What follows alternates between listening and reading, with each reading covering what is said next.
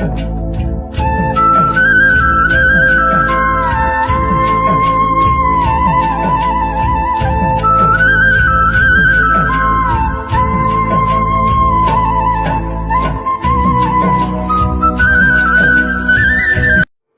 जनों, प्रेमियों, साधु संतों, आपसे हाथ जोड़ के विनती है कि ऐसी सत्य अध्यात्म वीडियो आगे से आगे शेयर जरूर करें। सत साहेब जी।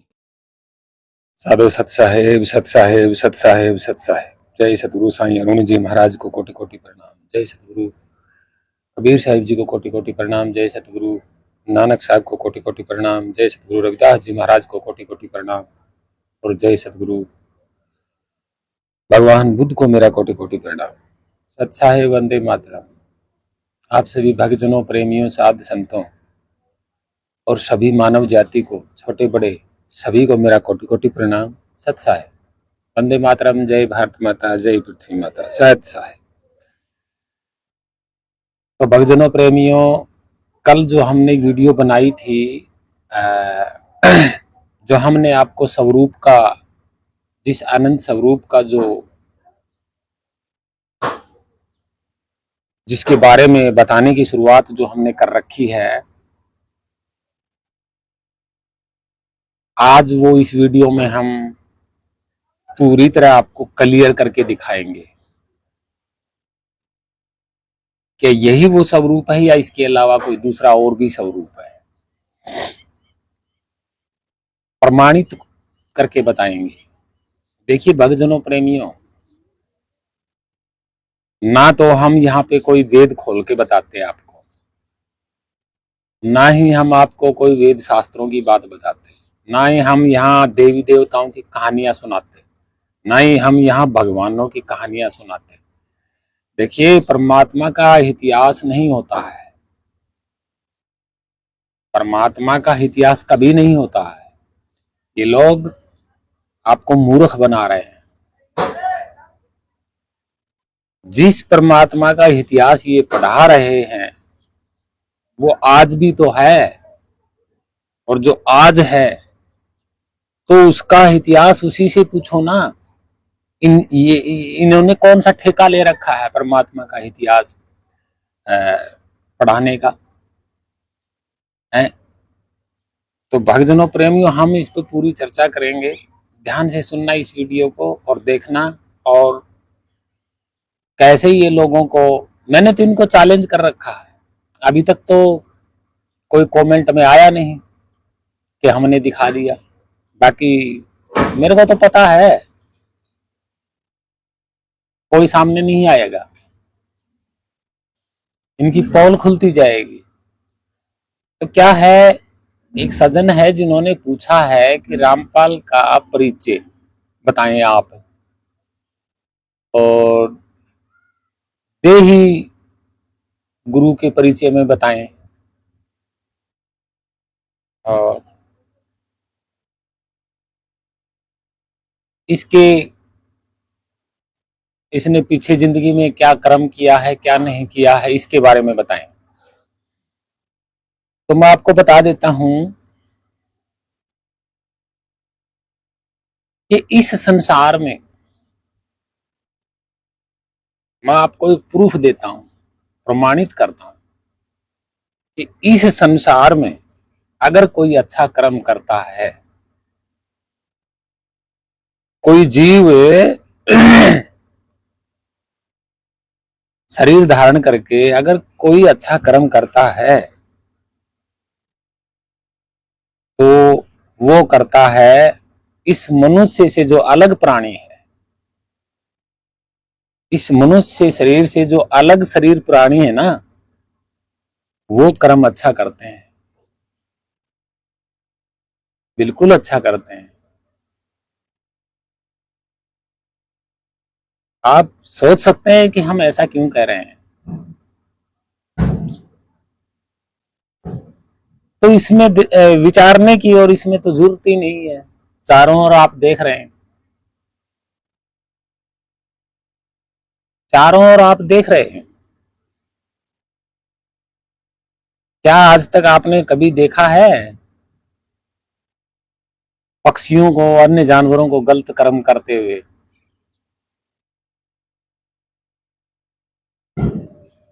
नहीं। और मनुष्य को हर रोज देखते हो आप, तो इसमें आश्चर्य की कोई बात नहीं है, इसमें विचारने की कोई बात नहीं।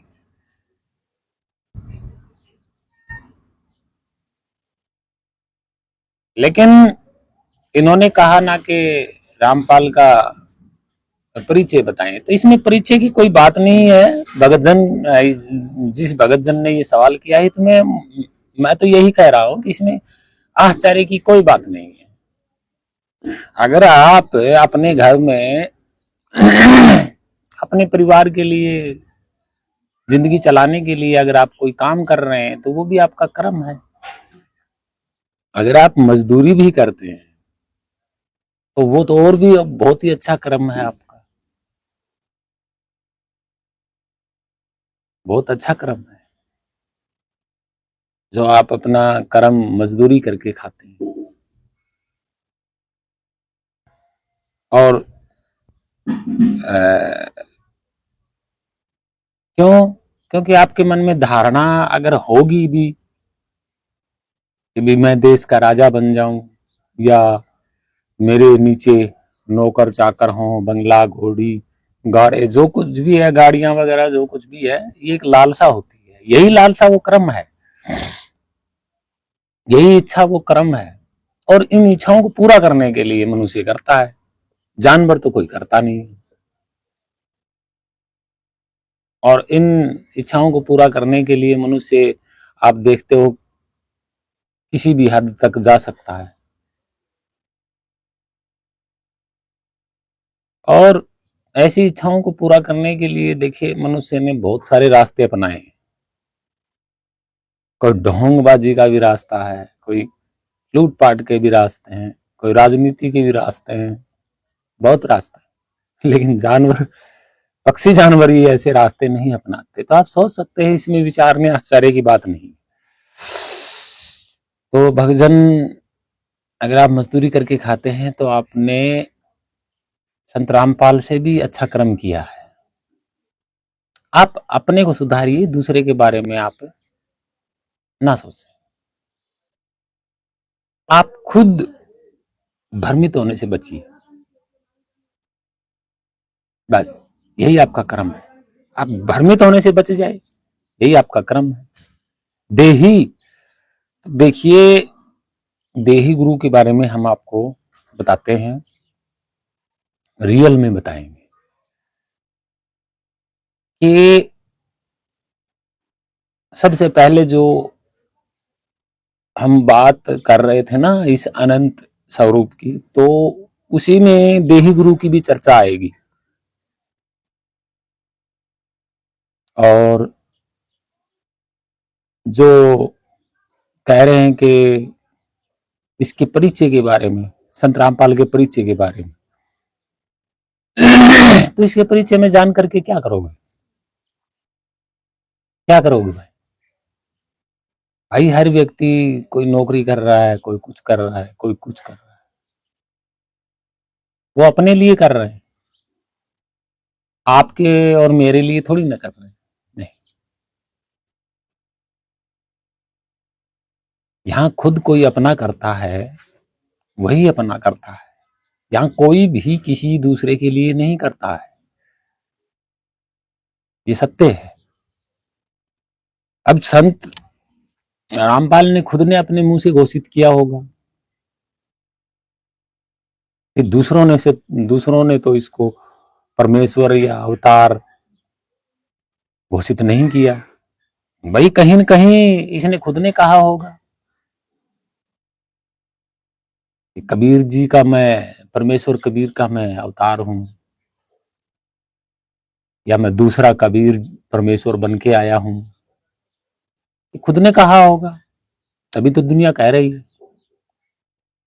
तो क्या है, परमेश्वर कौन होता है, परमेश्वर की भाषा क्या होती है, इनको नहीं पता। परम यानी कि उससे ऊपर कोई ना हो, और ऐसा परम जो किसी में मिलता जुलता ही ना हो। परमेश्वर की भाषा मैं आपको इसी में पूरी बताऊंगा।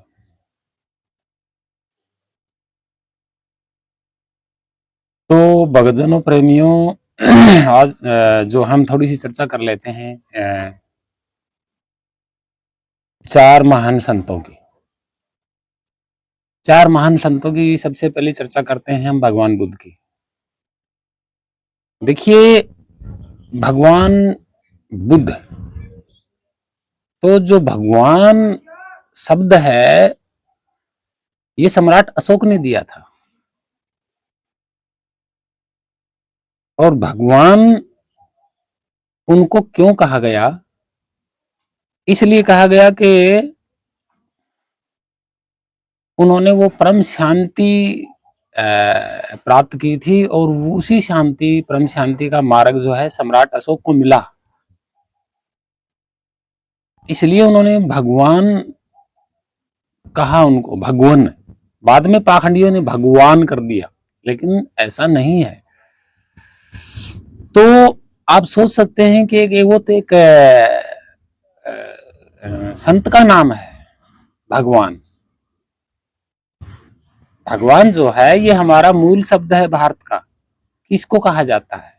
उस महान संत को कहा जाता है जो जिसने उस ज्ञान को प्राप्त कर लिया हो, उस परम शांति को प्राप्त कर लिया हो, यानी कि वो मुक्त हो चुका हो संसार से जीते जी। तो क्या होता है, उसी को ही भगवान कहा जाता है। और भगवान कोई चमत्कार है, सृष्टि रचने वाला, उसका नाम नहीं होता है। कहते हैं ना कि भगवान ने ये चीज बनाई है। ये पाखंडियों ने, हरामियों ने क्या कर दिया, वहां से शब्द कहीं और जोड़ दिया। हालांकि जो इंसान ऐसा महान संत होता है उसी के आगे भगवान लगता है। और वो जो इंसान होता है, कोई भी महान संत, वो हमारे शरीर जैसा ही होता है।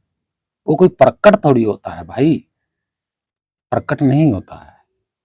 अब जैसे आप संत कबीर साहिब को भगवान कह सकते हैं, रविदास जी महाराज को भगवान कह सकते हैं। जो महान संत मानव कल्याण के हित में या मानव कल्याण के लिए कोई काम करता है, वही उसी को भगवान कहा जाता है। और भगवान कोई सृष्टिकर्ता नहीं होता है भाई, कोई कारण था पीछे, तभी तो भगवान नाम दिया ना। अब जिसने ये सृष्टि बनाई है, इनकी अवधारणा जो झूठी है कि परमेश्वर सृष्टि बना रहा है, तो भाई परमेश्वर दिखेगा सृष्टि बनाने वाला, तभी तो हम उसको कोई नाम देंगे। भाई कोई मिट्टी के बर्तन बनाता है, आपने देख लिया, क्या कहेंगे, क्या नाम देंगे उस आदमी को? कुम्हार। आपने नाम दे दिया कुम्हार।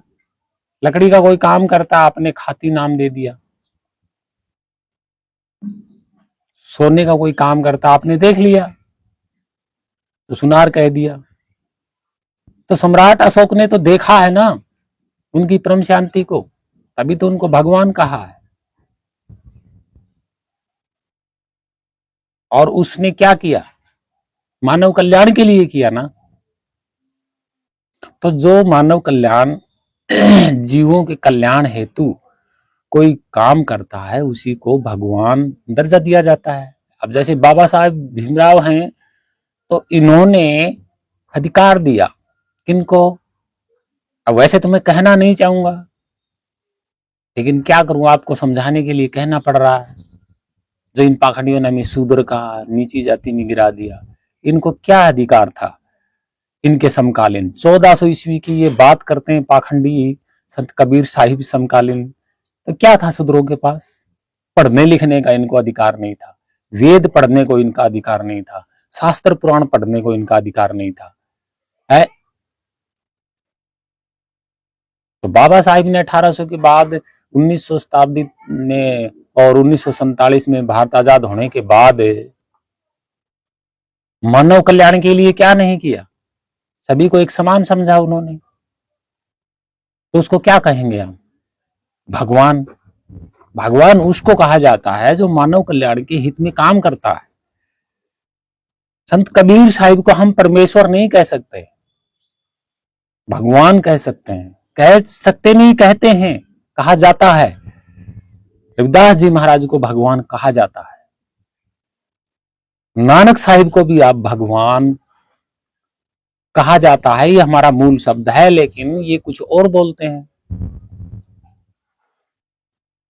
तो महान संतों के आगे भगवान लगता है, भगवान उसके लगता है जो मानव कल्याण के हित में काम किया हो और पूरी दुनिया ने देखा है, उसको भगवान कहा जाता है। भगवान उसको नहीं कहा जाता जिसने ये सृष्टि बनाई है। भाई आप देखोगे उसको बनाते हुए तभी तो उसको कोई दर्जा दोगे।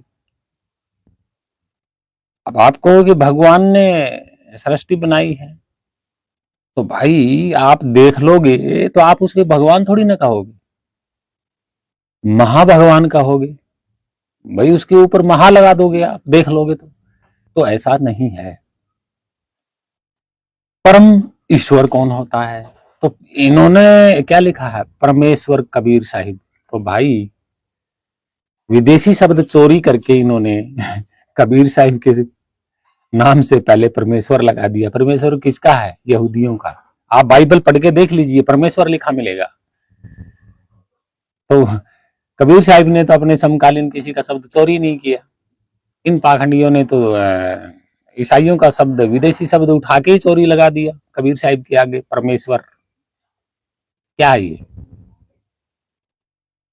मैंने पहली वीडियो में बता दिया ना कि इनका जो परमेश्वर है वो नकली ढोंग है। नकली ढोंग अपने आप ही है, शब्द ही चोरी का लगा दिया। लेकिन भगवान अगर लगा देते कबीर साहिब के सामने, बिल्कुल सत्य था, कि भगवान हमारा मूल शब्द है, चोरी का नहीं है।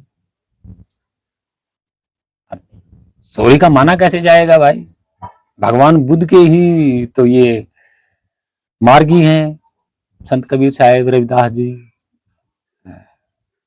और नानक साहब। आपको पता है जब जो ये स्वर्ण मंदिर है अमृतसर में, इससे पहले क्या था?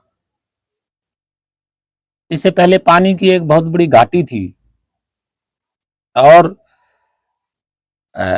जब ये इसकी खुदाई हुई, इस घाटी की, स्वर्ण मंदिर बनने से पहले जब इस घाटी की खुदाई कौन करवा रहे थे? तो वहां के कलेक्टर थे, अहीर।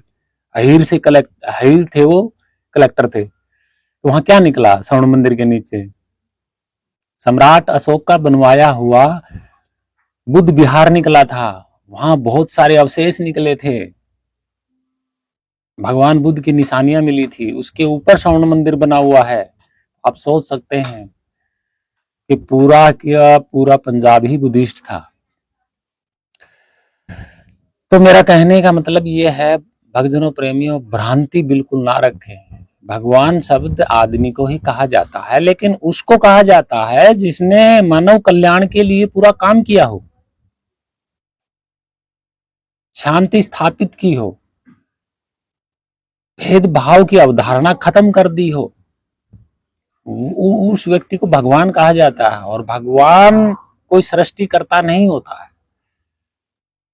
मैं आपको इसलिए समझा रहा हूं इस वीडियो में, ताकि आप अच्छी तरह से समझें इस बात को।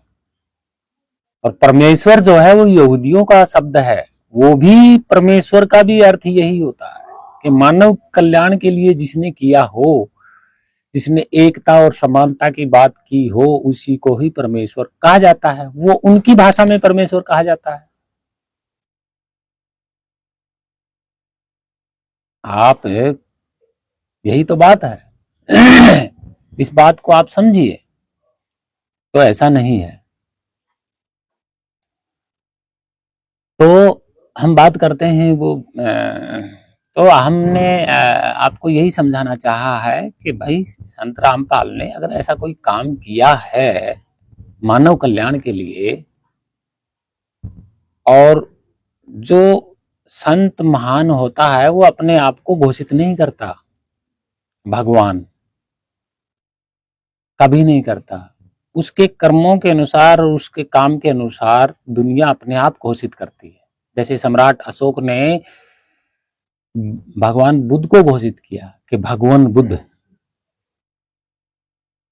अब लोगों ने, आप बाइबल पढ़ेंगे तो यीशु ने क्या कहा? कि मैं परमेश्वर का पुत्र हूं, और लोगों ने यीशु को ही परमेश्वर बना दिया। भाई उसने कुछ किया होगा उनके लिए, मानव जाति के लिए किया होगा, एकता, सेवा, करुणा, प्रेम। तो ऐसे व्यक्ति को भगवान कहा जाता है।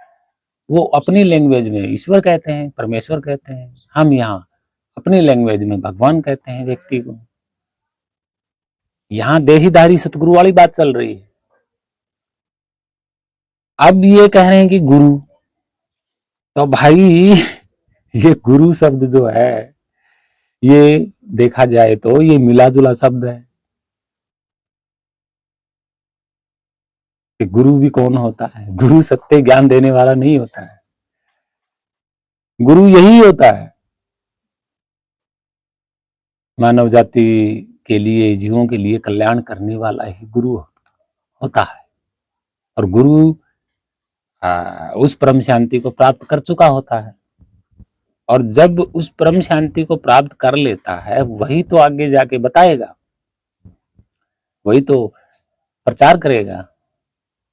तो गुरु, और अब जैसे भगवान बुद्ध ने ज्ञान दिया, ठीक है, कबीर साहिब जी ने गुरु ज्ञान दिया, रविदास जी महाराज ने ज्ञान दिया, नानक साहब ने ज्ञान दिया,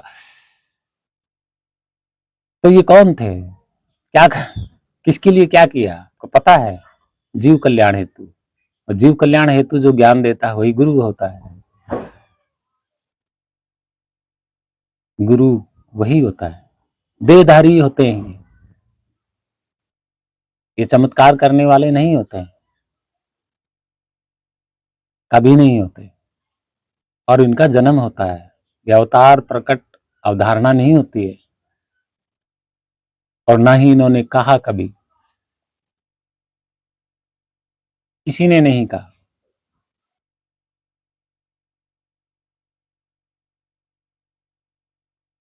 क्योंकि अगर ऐसा दुनिया में कुछ होता तो पूरी दुनिया कहती, यहां भी प्रकट भी होता है, अवतार भी होते हैं।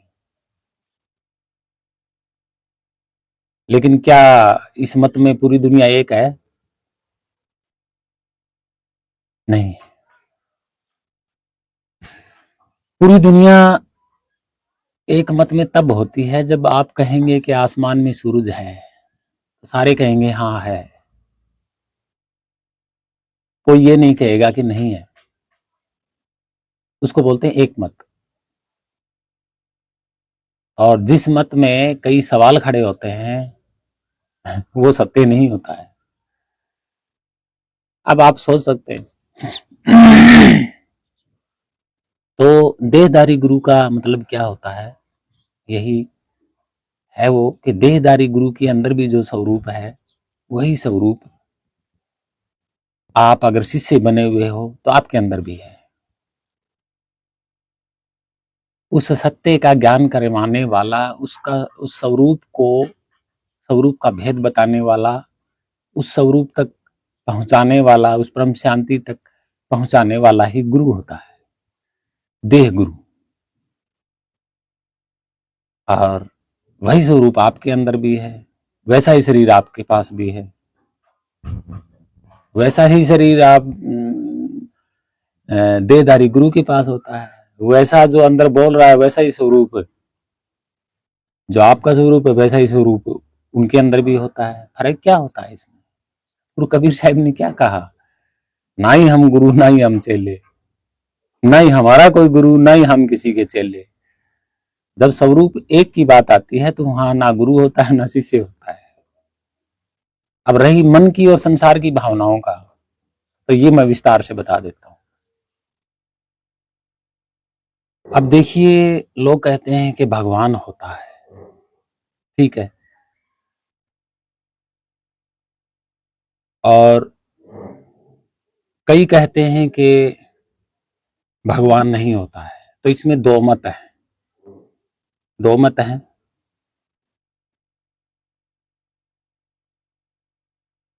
तो जो सत्य होता है वो एक मत में होता है, और जो आप झूठी अवधारणा और पाखंड होता है वो दो मत में होते हैं। अब संत रामपाल ने परमेश्वर शब्द उठाया यहूदियों का, ईसाइयों का, कबीर साहिब के साथ जोड़ दिया। ठीक है, ये कह रहे हैं कि परमेश्वर कबीर है। ठीक है, तो जो सृष्टि करता है वो परमेश्वर नहीं है कबीर जी। कबीर जी है जो यहूदियों वाला जो परमेश्वर है, और यहूदियों वाला जो परमेश्वर है उसने जन्म लिया था। तो वो कौन था? यीशु। यीशु का तो जन्म हुआ है, उन्होंने तो बाकायदा लिखा है कि यीशु का जन्म हुआ है, उनकी माता थी। तो क्या है कि उसको ही परमेश्वर कहा जाता है। उन्होंने एक शरीरधारी व्यक्ति के आगे परमेश्वर लगाया है, यहाँ इन्होंने एक शरीरधारी व्यक्ति के सामने संत रामपाल ने परमेश्वर लगाया है। तो इसका मतलब ये थोड़ी होता है सृष्टि करता है, सृष्टि करता नहीं होता है। उन्होंने मनुष्य शरीर के आगे परमेश्वर लगाया है, और सम्राट अशोक ने भी मनुष्य के शरीर के आगे ही भगवान लगाया है। और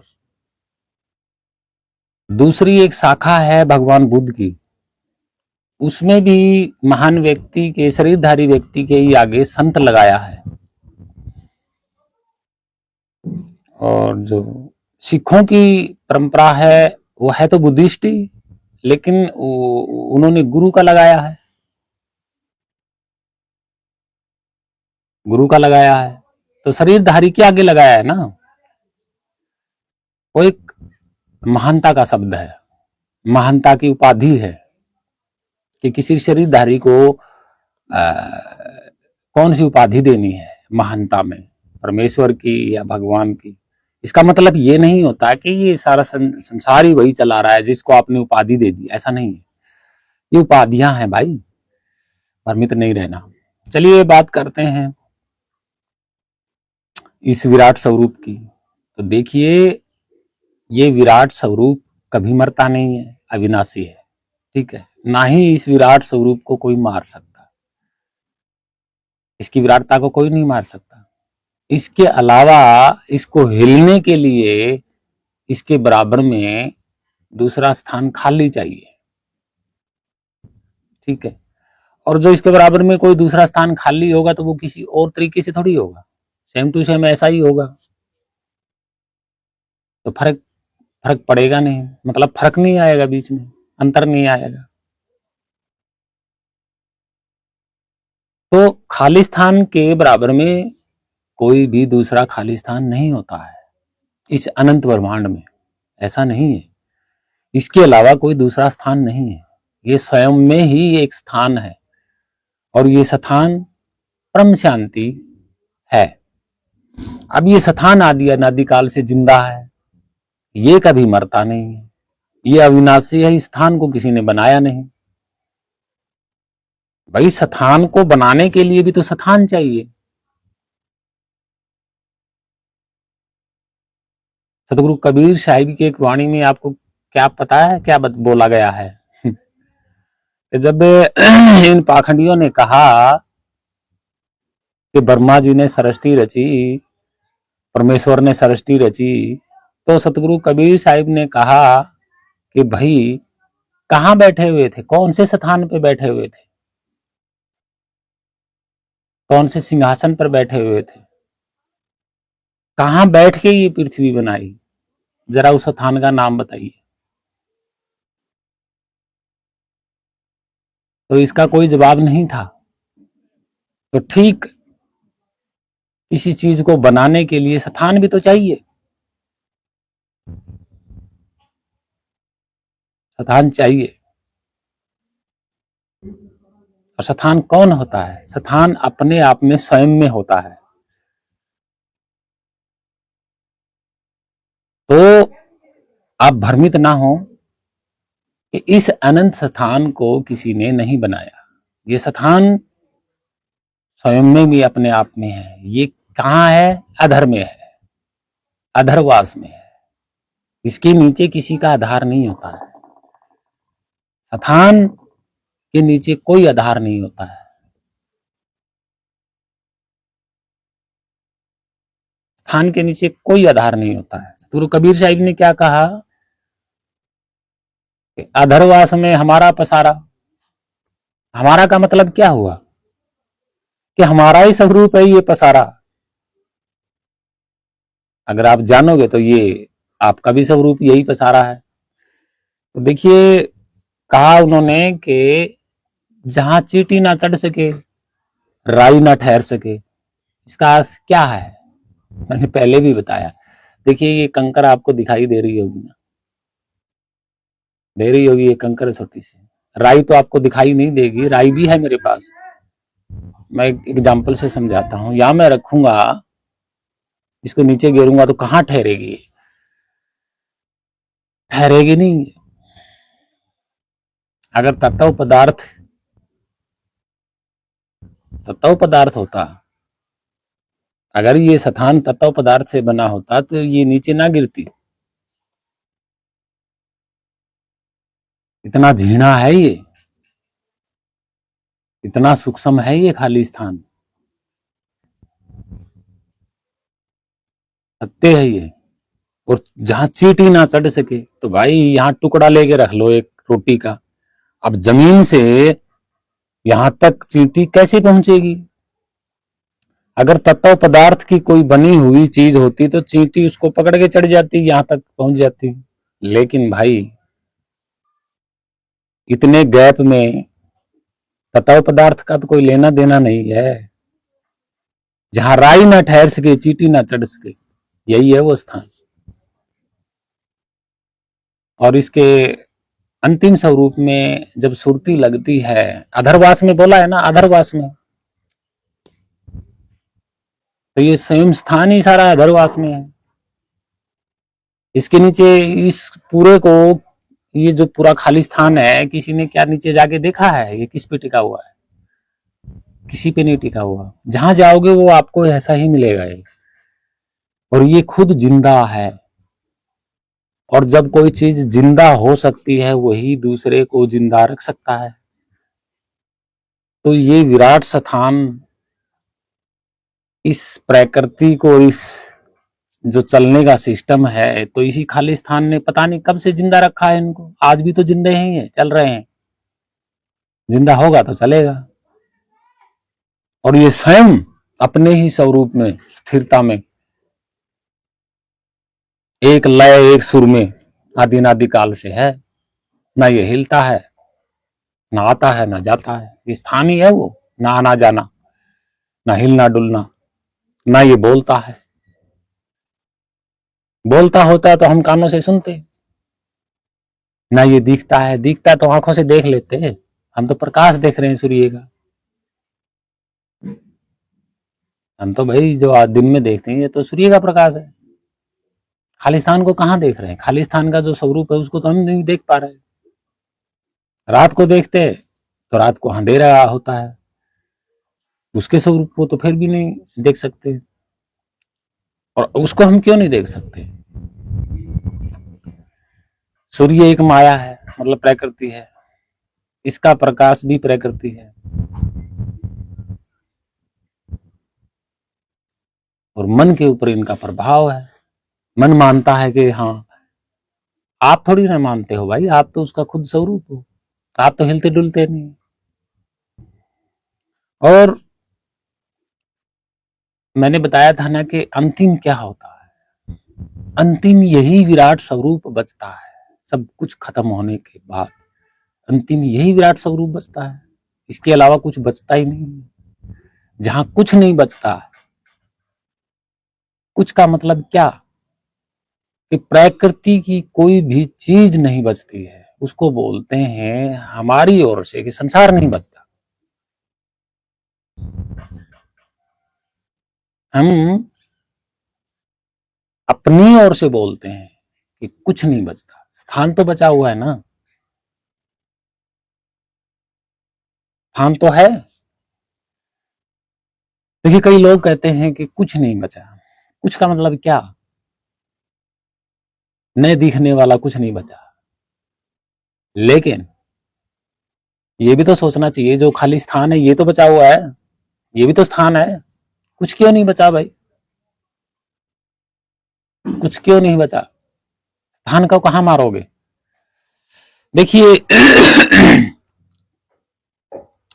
मैंने बताया था ना कि सूर्य एकदम से गायब हो जाए तो सूर्य दिखाई नहीं देगा, तो लोग कहेंगे कि भाई कुछ नहीं बचा। अरे भाई, कुछ क्यों नहीं बचा? स्थान तो यूं का यूं बचा हुआ है। स्थान को कहां मारोगे? स्थान को कहां गायब करोगे? बचता वो नहीं है जो बाद में बनता है। जो बाद में बनता है वो बिगड़ जाता है। स्थान तो यूं का यूं पड़ा है ना, इसको कहां मारोगे? क्यों नहीं बचा हुआ भाई? क्यों झूठ बोल रहे हो कि कुछ नहीं बचा? स्थान बचा। स्थान को कहां गायब करोगे? कैसे गायब करोगे स्थान को? बताइए जरा। स्थान अविनाशी है। स्थान स्थिरता है। स्थान एक दूसरे से जाता नहीं है इधर उधर हिल के। देखिए, मैंने बताया था धरती पे हम जब एक प्लॉट काटते हैं, ठीक है उस प्लॉट में दो हिस्से करते हैं। एक पड़ोसी इधर रहता है, एक पड़ोसी इधर रहता है। उनकी पीढ़ियां गुजर जाती हैं। प्लॉटों का स्थान वहीं का वहीं रहता है।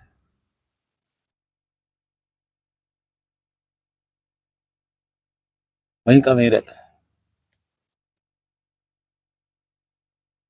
वो गायब नहीं होता है।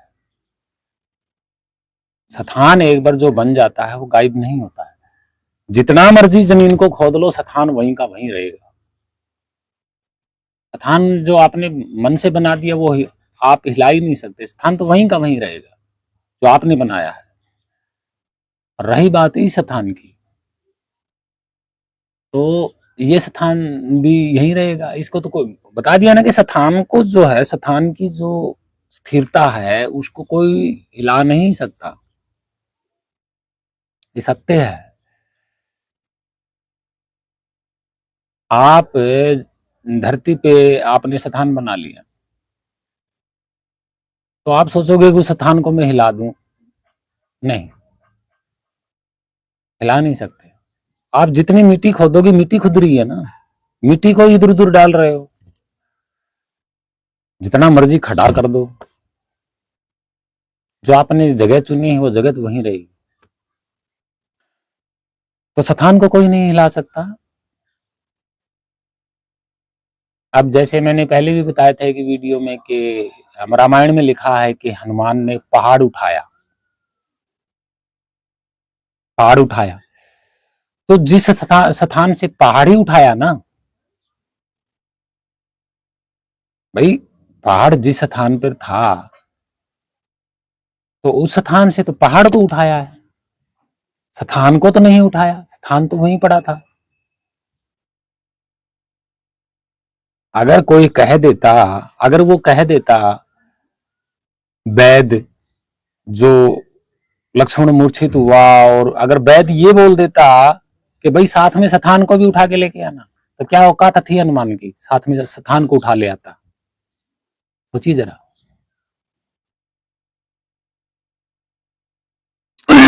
तो भक्तजनों, प्रेमियों, स्थान ही स्थिरता है और उसी का आप स्वरूप हो। रही बात मन की, तो मन, अब स्थान जो है ये भी तत्व पदार्थ नहीं है, यानी कि विदेही है। ठीक है, मन भी आपका विदेही है, सुरत भी आपकी विदेही है।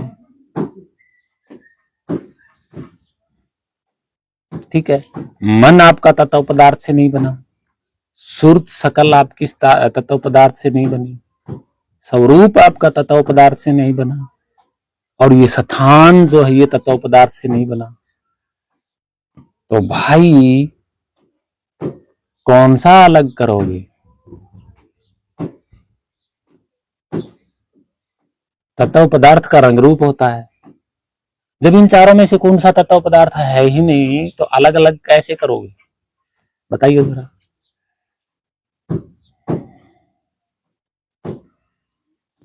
सोचिए, मन आपका तत्व पदार्थ नहीं है। मैंने बोला था ना, विदेही से विदेही प्रकट होता है, विदेही से विदेही प्रकट होता है, जन्म नहीं होता है। और वो सिर्फ एक बार प्रकट होता है और उसके बाद वो मरता नहीं है। अब कहते हैं कि परमेश्वर प्रकट हुए, इन्होंने पाखंड ऐसा झूठा फैलाया कि यार भक्तजनों, मैं आपको क्या बताऊं। इन्होंने कहा कि कमल के फूल के ऊपर कबीर साहिब प्रकट हुए। तो भाई, परमात्मा की ताकत एक बार जो प्रकट हो जाती है ना और दुनिया को दिखाई दे देती है, वो अजर अमर अविनाशी हो जाती है। वो कभी उसमें परिवर्तन नहीं होता है। परमात्मा से जो एक बार प्रकट हो गई ना कोई चीज, उसमें परिवर्तन नहीं होता है, कभी नहीं होता है। मैं समझाऊंगा प्रमाण के साथ। देखिए, फूल के ऊपर इन्होंने प्रकट किया कबीर साहिब को, ठीक है। बच्चा प्रकट किया तो वो बड़ा क्यों हुआ, परिवर्तन कैसे हो गया शरीर में, परिवर्तन कैसे हुआ। और 120 साल तक रहे, इनका शरीर तो 120 साल तक रहा, उसके बाद शरीर क्यों छोड़ा। शरीर छूटता है और जन्म होता है शरीर का, सत्य है, कोई झूठ नहीं है इसमें। इन्होंने पाखंड फैलाया। तो अब हम प्रमाणित से बता देते हैं कि कोई चीज क्यों नहीं मरती है। देखिए, इस खाली स्थान से मन प्रकट हुआ था, मन ही इसका अंश है, मन ही जीव है, ठीक है। और ये मन ही सर्व, जो फर्स्ट में जो कुछ नहीं था, तो ये मन ही ब्रह्म था, ब्रह्म। इस मन को ही आत्मा कहा कहते थे। लेकिन देखिए, मैं इस अवधारणा में नहीं जाता हूं, क्योंकि आत्मा एक आदमी का नाम होता है, वो इस्लामों का, यहूदियों का नाम है, ठीक है। मैं इसमें नहीं जोड़ना मन के साथ, यानी कि शारीरिक जो नितत्व की मैं बात करता हूं, उनमें ना ही तो मैं आत्मा जोड़ रहा, ना ही मैं परमात्मा जोड़ रहा, मैं ऐसा कुछ नहीं जोड़ रहा। लेकिन ये कह रहे हैं ना ब्रह्म, तो जो ब्रह्म शब्द है, ये इब्राहिम का ही दूसरा नाम है, पाखंडियों ने बनाया है। अब मैं विस्तार से बता देता हूं कि मैं नाम नहीं बताऊंगा, यहाँ पे आप समझ जाना, सृष्टि विस्तार से समझ जाओगे आप। ये खालिस्तान है सर्वव्यापी, ये आनंदमय परम शांति है, ठीक है। इसमें कुछ नहीं था, ठीक। इससे क्या प्रकट हुआ, जिसको हमने आज मन नाम दिया है, ठीक।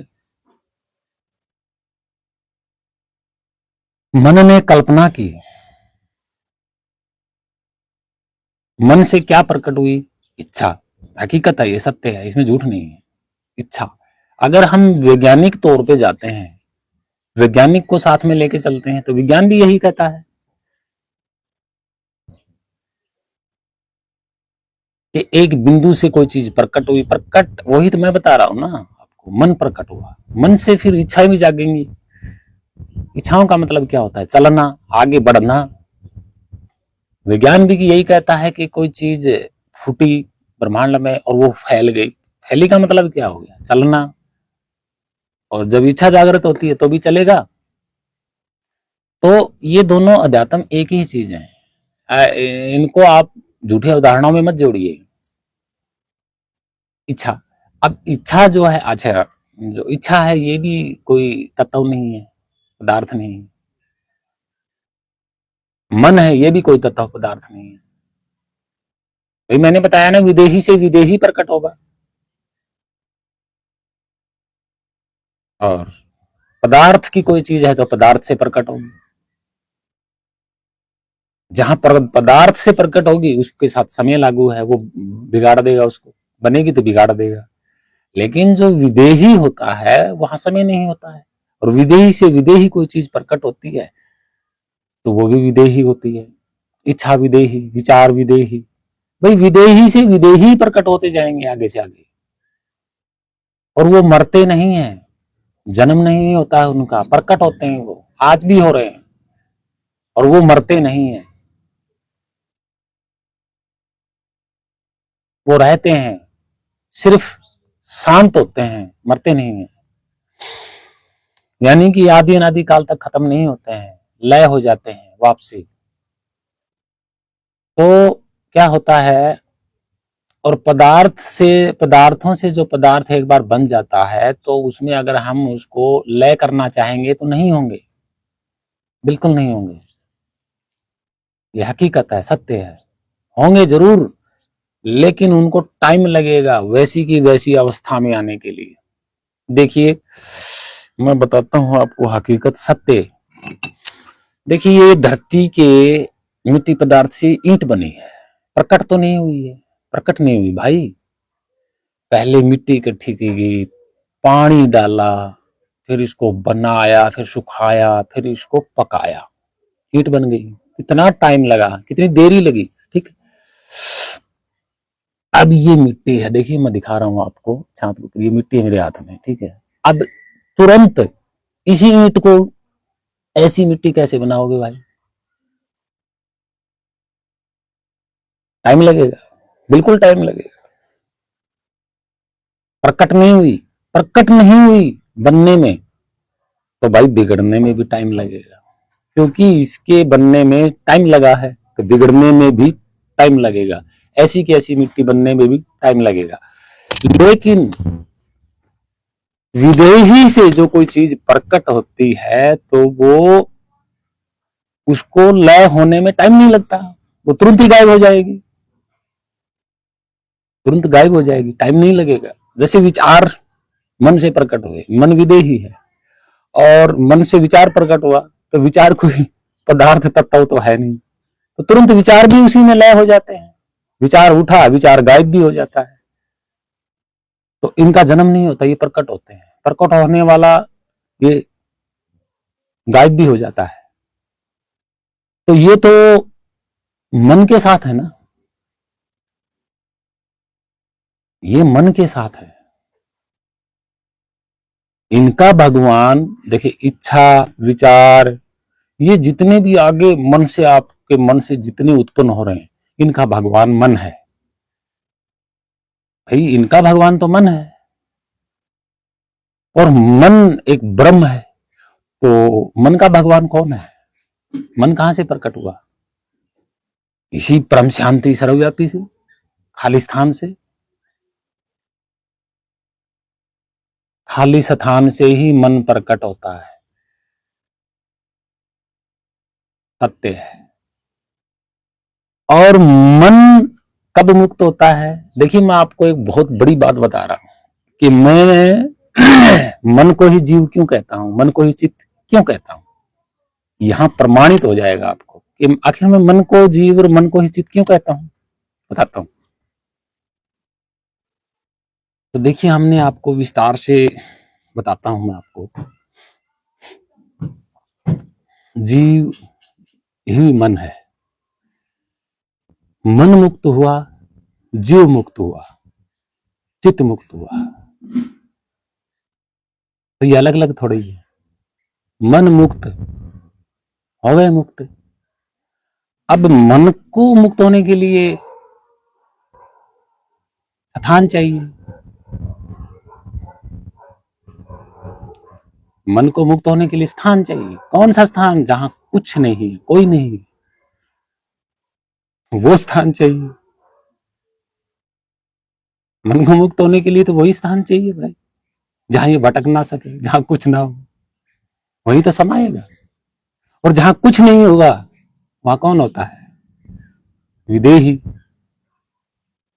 जहां कुछ नहीं होता वहां विदेही होता है भाई, वहां किसी का शरीर तो होता नहीं है, कुछ होगा तो शरीर दिखाई देगा, लेकिन वहां कुछ होता ही नहीं है, तो कौन होता है, यही स्वयं खाली स्थान होता है।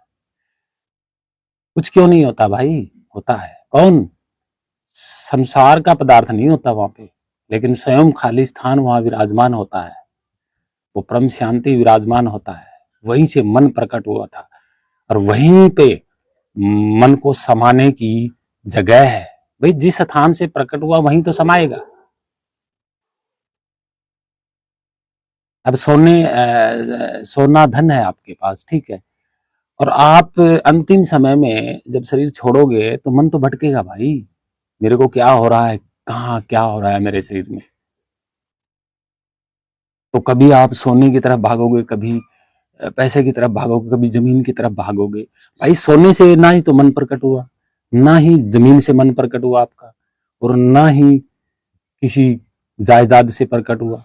तो भाई वो मन को समाने की जगह है ही नहीं। भाई जहां से मन प्रकट हुआ वहीं तो समाएगा। अब ये ईंट है, ठीक है, ये भाई यहाँ समाएगी तो जमीन में समाएगी, जमीन से बनी है, जमीन से बनी है। और आप कहोगे कि आसमान में इसको समा दो, आसमान में कहाँ समाओ, ये उड़ती रहेगी आदि अनादि काल तक, कहाँ समाएगी, बिल्कुल नहीं समाएगी। तो क्या है, जहां से कोई चीज प्रकट होती है वहीं समाना होता है। शरीर भी हमारा मिट्टी से प्रकट हुआ है, मिट्टी से बना है, तो भाई मिट्टी में समाना है। बात रही मन की, तो मन कहां से प्रकट होगा, इसी स्वयं परम शांति से मन प्रकट हुआ, और इसी परम शांति में इसे समाना है। सतगुरु कबीर साहिब ने अपनी वाणी में कहा कि तन छूटे तो मन कहाँ समाएगा। इस विचार कीजिएगा, जब तन छूटेगा तो मन कहाँ समाएगा, समाने के लिए कोई जगह ही नहीं बचेगी। तभी तो उन्होंने कहा जीते जी, मन को मारना नहीं होता, मन को उस परम शांति में प्रवेश करवाना है, और वो है आपका ध्यान, आपकी सुरत। सुरत और ध्यान एक होते हैं, अलग अलग नहीं होते। तो इसीलिए कहा कि मन मुक्त जीव मुक्त। तो मन और जीव क्या है मन, भाई इन दोनों का नाम तो एक ही है, यही है वो, मन मुक्त जीव मुक्त। और जीव ही मन है, और ये कहां से प्रकट हुआ, इसी परम शांति अविनाशी से। तो जीव भी अविनाशी है भाई। यह जब तक ये इस अविनाशी को ढूंढ करके इस अविनाशी में नहीं समाएगा, तब तक ये मन नहीं मरेगा, मुक्त नहीं होगा। मुक्त क्या होता है, किसी चीज में परम शांति में चले जाना, भटकना छूट जाए, वही मुक्त होता है। मन क्या है, मन ही तो जीव है, जीव मुक्त हो जाएगा, मन मुक्त जीव मुक्त। और ये जीते जी जानना होगा।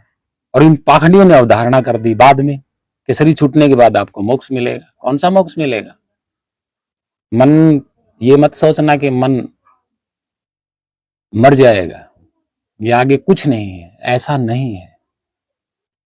हाँ मैं मानता हूं जो चीज हम दिखाई देते हैं, मान ले जो चीज हमें दिखाई देती है वो भी मिट्टी पत्थरों से बनी है, ठीक है, तो मिट्टी पत्थर में ही जो समाएगी, बिगड़ेगी या खराब होगी तो कहाँ जाएगी, मिट्टी पत्थर में समा जाएगी। ठीक है, ये शरीर समा गया मान ले, ठीक है, जब इस शरीर को कौन चला रहा है, मन, ये जीव, मन ही तो जीव है, ये तो चला रहा है इस शरीर को। अब ये मिट्टी पत्थर से बना नहीं, ये तो मिट्टी पत्थर से नहीं बना भाई। कौन माई का लाल कहेगा, कोई बनाइए दे, हाँ जीव मिट्टी पत्थर से कोई किसी की औकात है तो नहीं बना। तो इसके बारे में तो विचार कीजिए। और जीव कौन है, जीव तो आप ही हो। किसका स्वरूप, विदेही का स्वरूप। मैंने बताया ना कि विदेही से विदेही प्रकट होता है, और विदेही जैसा ही होता है। तो ये मन और जीव विदेही जैसा ही है, और ये विदेही में ही समाएगा, जहां से प्रकट हुआ वहीं समाएगा। मैं दोनों तरीकों से, ज्ञान और विज्ञान से भी समझा रहा हूं आपको कि मन जहां से प्रकट हुआ वहीं समाएगा, हकीकत है, सत्य है। इसके अलावा मन आपको कहीं समा ही नहीं सकता। और मन कहां समाएगा, इसी अनंत शांति स्थान में।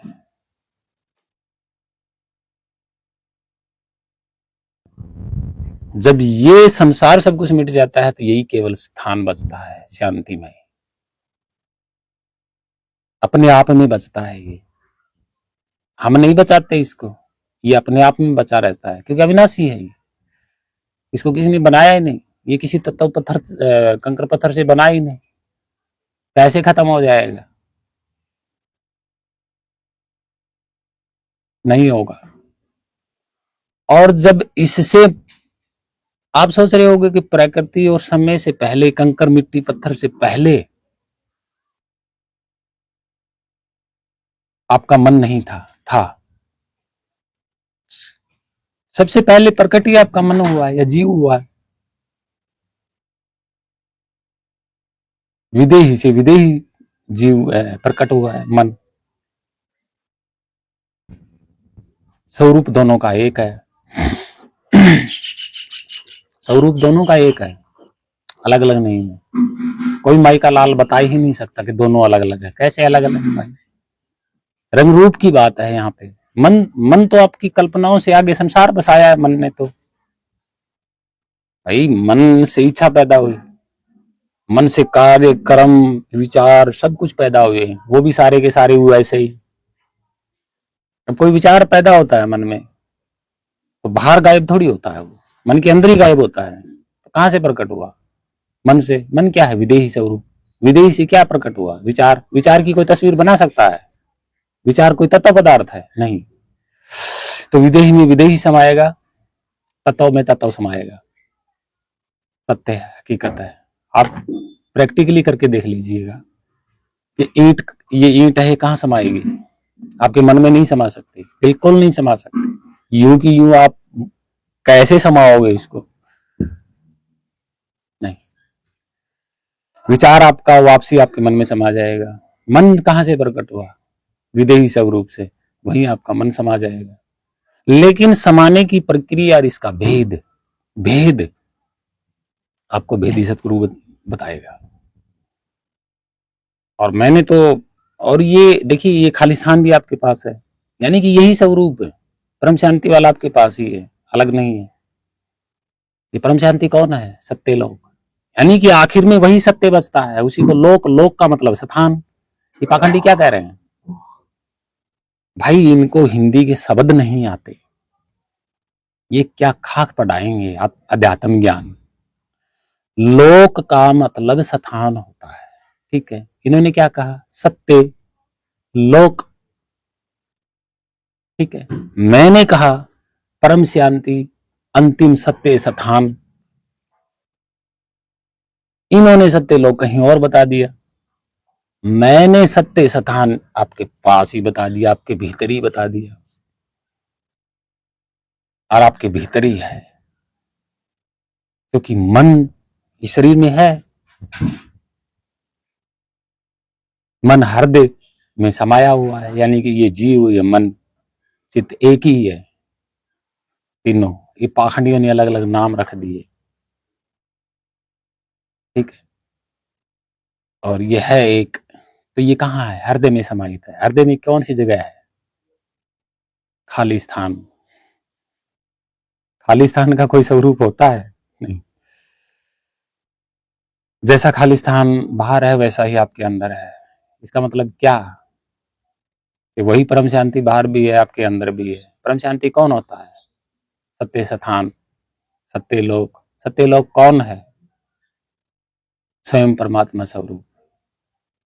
सत्य लोक के अंदर परमात्मा नहीं बैठा हुआ, वो स्वयं सत्य स्वरूप है।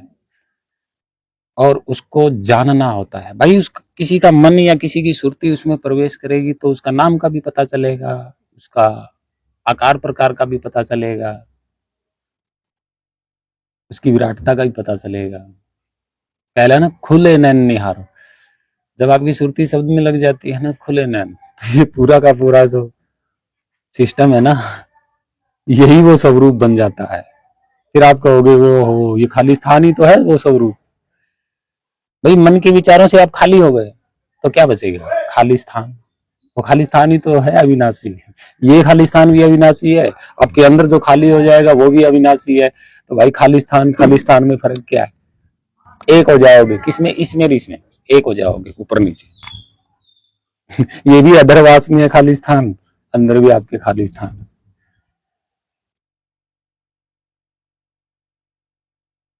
प्रकट है अपने शरीर के माध्यम से, अपन ये प्रकट हुआ है, आवाज वगैरह। और सब कुछ बनाने वाला कौन है? यही यही खालिस्तान।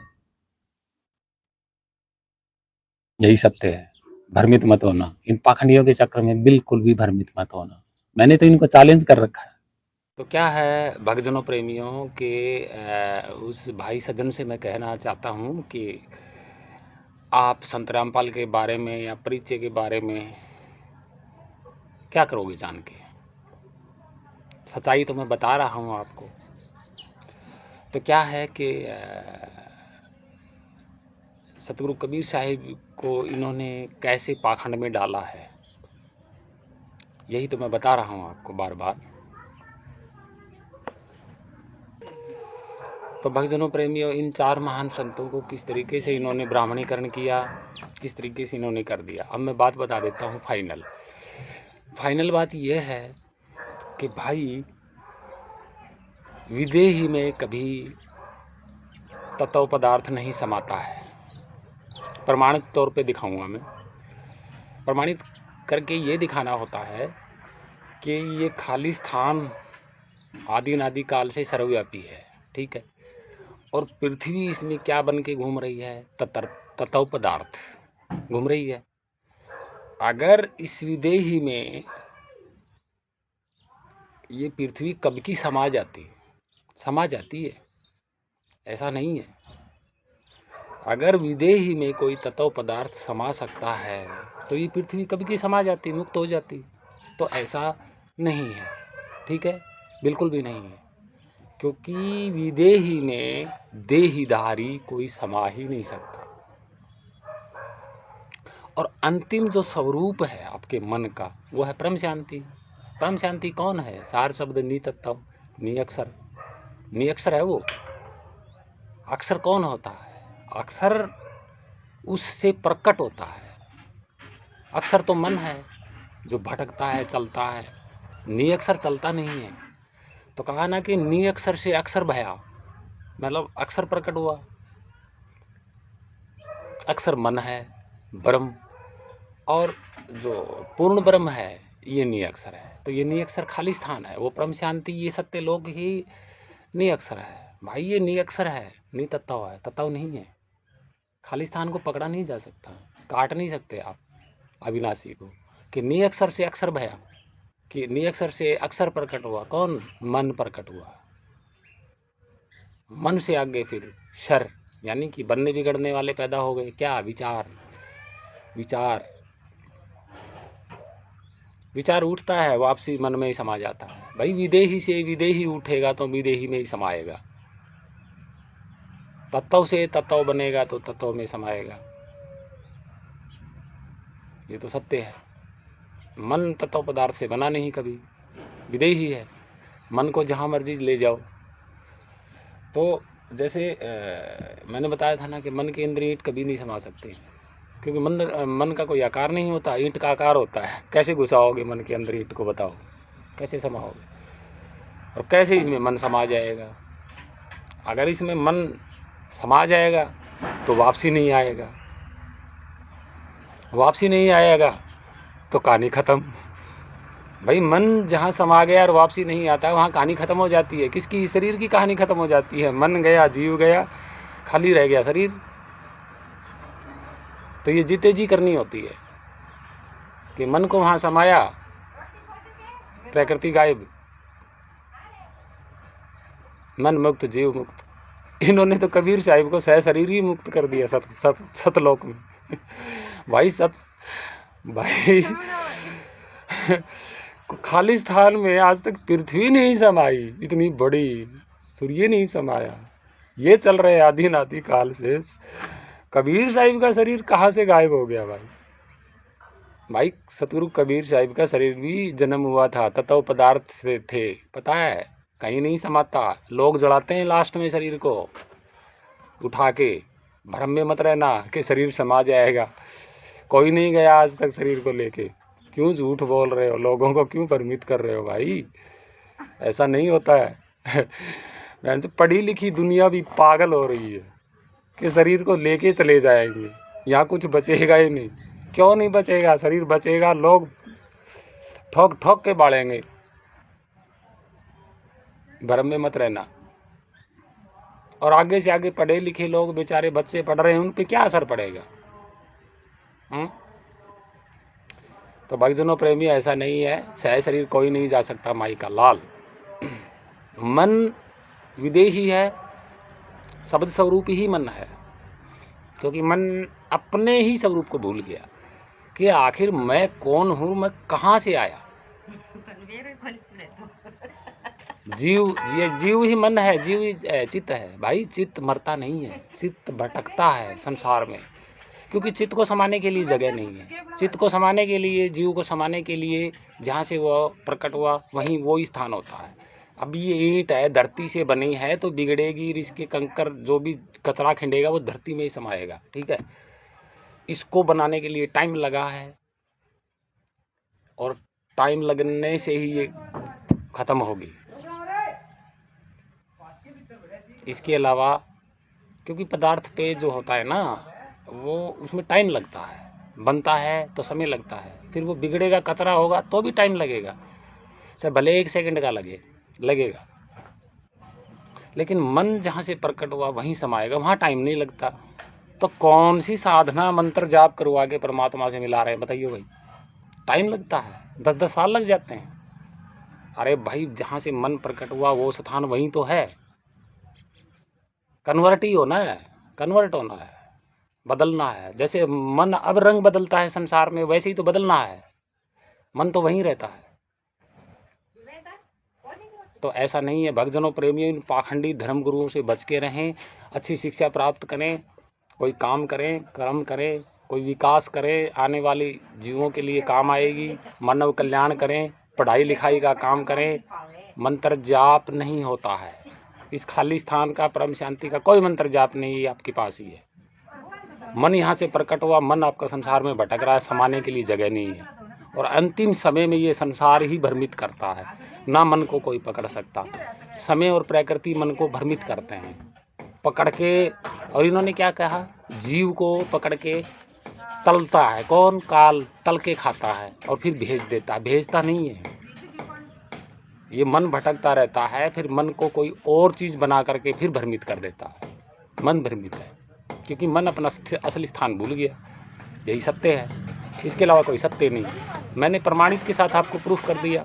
अब नहीं समझेंगे तो कभी नहीं समझ पाओगे। जहाँ से मन प्रकट हुआ और वापसी जब तक उसी में नहीं समाएगा, तब तक ये जीव यानी कि ये मन मुक्त नहीं होगा। ये सत्य है, ठीक है, क्योंकि विदेही में विदेही समाएगा। आप मन को यहाँ समा रहे हो, कहाँ? मंत्रों में। मंत्र क्या है? विदेही है, विदेही नहीं है मंत्र।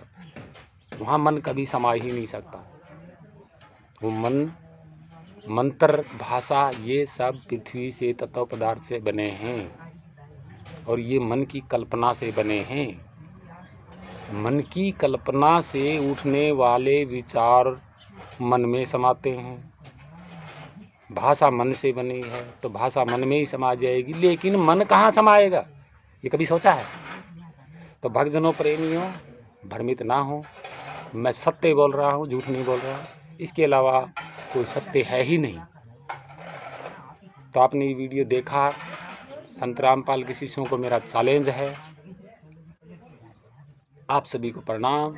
भ्रमित ना होए, अपना कर्म करें बस। और इस संसार से मन को मुक्त करना है। मन आप ही मन हो, आप ही जीव हो, आप ही चित्त हो, लेकिन आपका जो स्वरूप है वो तो हमेशा आपके साथ ही रहता है। वो सत्य लोक, वो सर्वव्यापी अविनाशी साथ में रहता है। तो धन्यवाद।